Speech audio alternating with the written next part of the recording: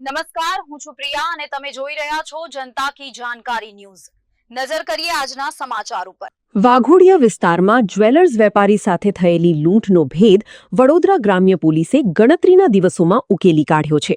આ કેસમાં મધ્યપ્રદેશની કુખ્યાત વાસોનિયા ગેંગના 2 આરોપીઓને એમપી પોલીસની મદદથી ઝડપી પાડવામાં આવ્યા છે।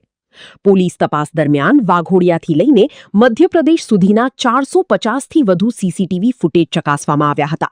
ટેકનિકલ સર્વેલન્સ અને સીસીટીવીના આધારે આરોપીઓની હિલચાલ સામે આવતા પોલીસ ટીમે મધ્યપ્રદેશ સુધી પીછો કરી સંયુક્ત ઓપરેશન હાથ ધર્યું હતું।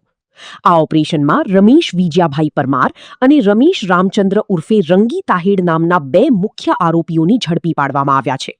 પ્રાથમિક પૂછપરછમાં સામે આવ્યું છે કે ગેંગ ખાસ લૂંટના ઈરાદે વડોદરા ગ્રામ્ય વિસ્તારમાં આવી હતી। પોલીસે બંને આરોપીઓ સામે કાયદેસરની કાર્યવાહી શરૂ કરી છે, જ્યારે આ કેસમાં સંડોવાયેલા અન્ય 4 આરોપીઓને વોન્ટેડ જાહેર કરી તેમની શોધખોળ શરૂ કરવામાં આવી છે।